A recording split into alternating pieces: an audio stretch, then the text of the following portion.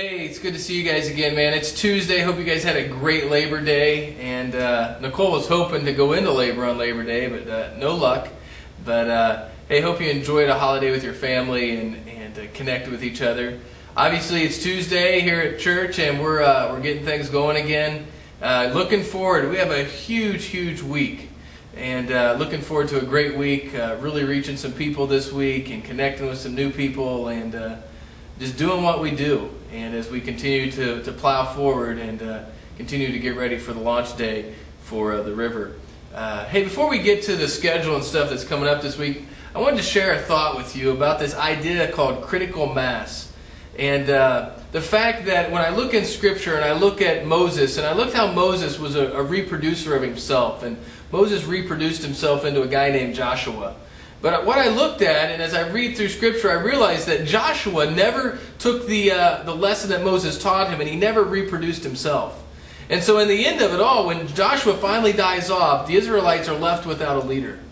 And that goes on for quite a while, and all because Joshua didn't get the idea about what it meant to reproduce himself. And I want to share with you real quick a thought this week to make sure that we as people are reproducing ourselves. And that goes back to the critical mass idea. The idea that you take an idea, that you take a thought, that you take a passion for what you have. And hopefully your passion, your number one passion, your first love is that of Jesus Christ. And that you take that passion and you pour that into somebody else. And that you invest yourself into the life of somebody else. Remember at the river, it's all about serving seekers and building believers. And you can't do that if you don't reproduce yourself. Every living organism, remember, was created to reproduce. And so I hope you're doing that. But the idea of critical mass is take your idea, take your passion to a few people, and then allow them to take it and to reinvent it into somebody else. You know, when they created the atom bomb, what they did is they were explaining it to people, and they said, hey, they didn't take it to the masses right away. They didn't take it to thousands of people and sold their idea. No, they took it to a few people. They took it to the critical mass and explained the fact that U-235, uranium-235, mixed with some TNT, some dynamite that really was not stable, some unstable dynamite, inside of it would begin to mix. And there would be an implosion before there was ever an outward explosion. And so in order for the atom bomb to work, it had to implode before it exploded. My question and my challenge for all of us this week is, are we imploding in ourselves spiritually so that we might explode into our community? You know what? I hope that's what we're doing. And we're going to begin to talk about that over the next 4 weeks in a series called Just Walk Across the Room.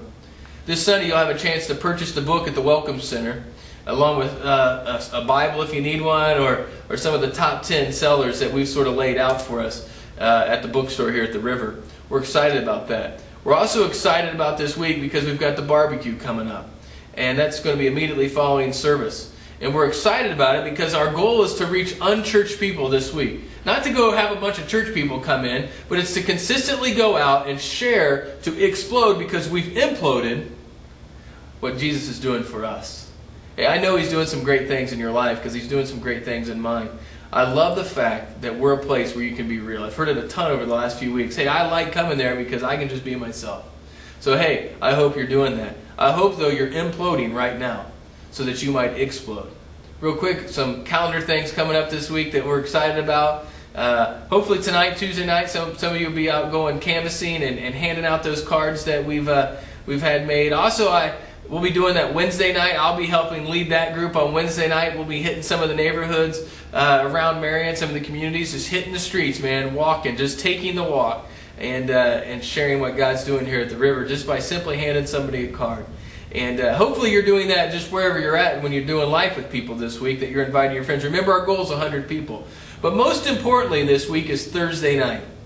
And I am so excited about Thursday night because we can do all this stuff, but if we don't get on our knees and if we don't really seek out what God has for us, then we're going to miss the boat. And we desperately need God to save our bacon this week because we're in over our heads.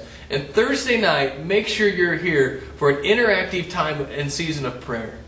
You're gonna enjoy it. You're gonna be challenged through it as you walk from station to station and experience what God's doing, simply by praying for our community, praying for the harvest fields, just seeking out God for healing on behalf of yourself or maybe a family member. I believe this Thursday night God's going to do something great. So don't miss it. Make sure you're here. Also, Friday, huge day, Taste of Marion. See Beth Beeler if you've got any questions about that. Give her a shout. She'll be more than happy to help you. And then also, that night, First Fridays, man. We're excited about First Fridays. Face painting, giving the blue balloons away. Our t-shirts are here. And I'm pumped about what God's doing.